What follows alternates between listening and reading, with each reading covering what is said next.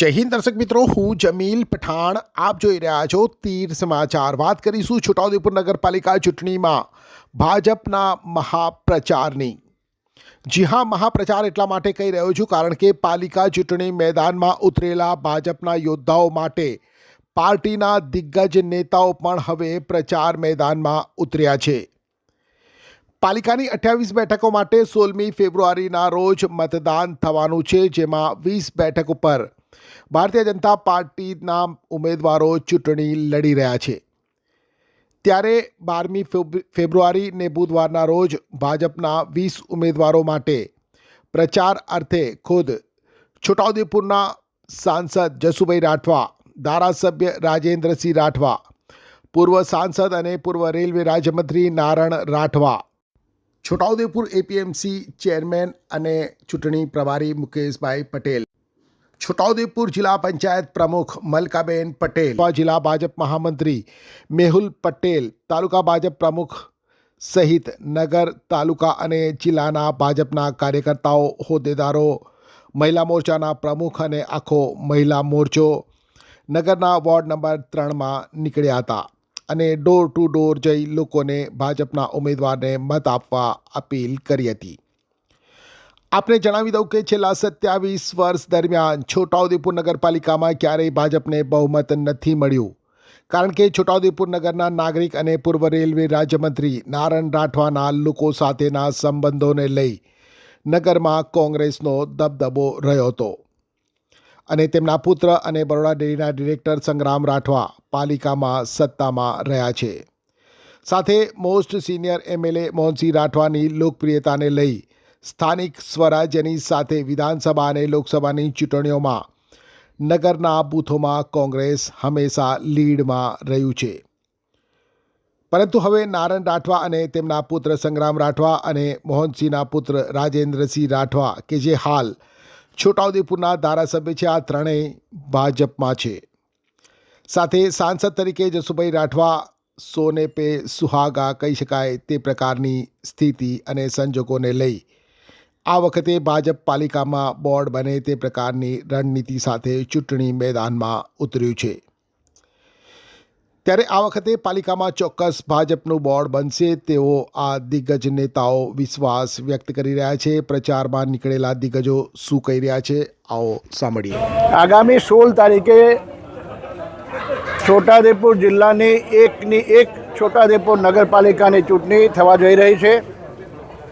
આપનો સવાલ ખૂબ સાચો છે, કેમ કે આ વખતે અમે લોકો ભારતીય જનતા પાર્ટીમાં કોંગ્રેસમાંથી વિલીન થયા બાદ કોંગ્રેસ પાર્ટીની પેનલ પણ પૂરેપૂરી સાથે વોર્ડમાં ઉતારી શક્યા નથી અને આ માહોલ અમે લોકો છેલ્લા એક અઠવાડિયાથી તમામ સાથે વોર્ડમાં 28 સભ્યો છે, એની અંદર ભારતીય જનતા પાર્ટીએ 20 સભ્યો ઉતાર્યા છે અને 20 સભ્યો 100% બીજેપીને અહીંયા જીતશે અને બોર્ડ ભારતીય જનતા પાર્ટીનો સૌ પ્રથમવાર છોટાઉદેપુર નગરપાલિકામાં બનવા જઈ રહ્યું છે. લોકોને પણ ખૂબ મોટો વિશ્વાસ અને આશા વ્યક્ત કરી છે કે એક ધારું એક શાસન આજે રાજ્યમાં હોય, કેન્દ્રમાં હોય અને જિલ્લા કક્ષાએ તાલુકા પંચાયતો, જિલ્લા પંચાયતો, તો નગરપાલિકા પણ એકી સાથે ભારતીય જનતા પાર્ટીની બને તો આખી એક સરળતાથી કામ કરતાં ફાવે અને એ રીતે ભારતીય જનતા પાર્ટીનું બોર્ડ 18મી તારીખે પરિણામ આવે ત્યારે બનવાનું સંપૂર્ણ શ્રદ્ધા અને વિશ્વાસ છે. છોટાઉદેપુર નગરપાલિકાના ચૂંટણી પ્રચાર અર્થે આજે અમે સાંસદ શ્રી જસુભાઈ રાઠવા અને સૌ અગ્રગણ્ય કાર્યકરો, જિલ્લા પંચાયતના અમારા પ્રમુખ મલકાબેન અને અમારા ઉમેદવારો સાથે આજે છોટાઉદેપુર નગરમાં જ્યારે ફરી રહ્યા છે. આવનારા દિવસોની અંદર છોટાઉદેપુર નગરના વિકાસ માટે ભાજપા માત્ર એક વિકલ્પ હોય, નગરમાં ભાજપાને શાસન બોર્ડ બેસે, એના માટે મતદારોનો ઉત્સાહ પણ અમે આજે જોયો છે. ઇવન મુસ્લિમ મતદારોને પણ આ વખતે ભારતીય જનતા પાર્ટી તરફી મતદાન કરવાના છે અને એમને અમે અપીલ પણ કરી છે કે વિકાસ જો કંઈ કરવો હોય, છોટાઉદેપુર નગરમાં ગટરની વ્યવસ્થા હોય, પીવાના પાણીની વ્યવસ્થા હોય, પેવર બ્લોકની વ્યવસ્થા હોય, લાઇટની વ્યવસ્થા હોય, એવા અનેક પ્રકારની વ્યવસ્થા કરવા માટે 1996 બાદ ભારતીય જનતા પાર્ટીનું પ્રથમવાર અહીંયા છોટાઉદેપુરમાં શાસન આવશે એવો મને ચોક્કસ વિશ્વાસ છે. અને કેન્દ્ર સરકાર, ગુજરાત સરકારના આશીર્વાદ પણ આ છોટાઉદેપુરની જનતાને અને નગરપાલિકાને મળશે, જેનાથી અનેક પ્રકારનો વિકાસ આવતા દિવસોમાં થવાનો છે.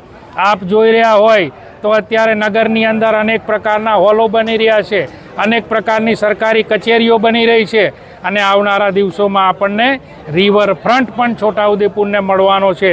આ બધી વાતને ધ્યાનમાં લઈ અમે મતદારો સુધી અમારી ભારતીય જનતા પાર્ટીની આ વાયદાઓ, આ વચનો અમે પહોંચાડી રહ્યા છે. અને મને ચોક્કસ શ્રદ્ધા અને વિશ્વાસ છે કે 18મી તારીખે જ્યારે રિઝલ્ટ આવવાનું તો છોટાઉદેપુર નગરની અંદર ભારતીય જનતા પાર્ટીના સૌ ઉમેદવારો જંગી બહુમતીથી જીતશે. ખેતર વસાવા જેવા લોકોને અમારે કંઈ જવાબ આપવાની જરૂર નથી. દિલ્હીની અંદર દિલ્હીની જનતાએ એને જવાબ આપી દીધો છે અને એ જે વાતો કરે છે એનું કોઈ ઔચિત્ય નથી. બસ અને અમે સાથે લઈને ચાલ્યા છે. વિકાસની કોઈ વાત હોય અથવા કોઈ પણ પ્રકારનું કાર્ય કરવાનું હોય નગરમાં, અમે એમને પણ સામેલ કર્યા છે, અમે એમને બોલાવ્યા છે. પ્રધાનમંત્રી આવાસ યોજનાનો લાભ પણ એમના સુધી મળ્યો છે. એટલે સૌ મુસ્લિમ મતદારો પણ અમારી સાથે છે અને ભારતીય જનતા પાર્ટીને આ વખતે આ નગરના વિકાસ માટે તેઓ આગળ આવવાના છે. આ વખતે છોટાઉદેપુર નગરની સામાન્ય ચૂંટણીમાં ભારતીય જનતા પાર્ટી તરફથી 5 વોર્ડમાં 20 ઉમેદવારો ઉતાર્યા છે અને આ 20 ઉમેદવારો ભારે બહુમતીથી ચૂંટાશે એવું હું ખાતરી આપું છું. અને સાથે સાથે અમે લોકો પ્રચારમાં ડોર ટુ ડોર નીકળ્યા છે ત્યારે લોકોનો પ્રતિસાદ ખૂબ સારો મળી રહ્યો છે. ત્યારે આ વખતે પૂરેપૂરી શક્યતા છે કે છોટાઉદેપુર નગરપાલિકા ઉપર ભારતીય જનતા પાર્ટીનું શાસન આવશે. અમે ભારતીય જનતા પાર્ટીના કાર્યકર્તા છે. કાર્યકર્તા હોવાને નાતે અમે લોકો ભારતીય જનતા પાર્ટી માટે વોટ માંગવા નીકળ્યા છે.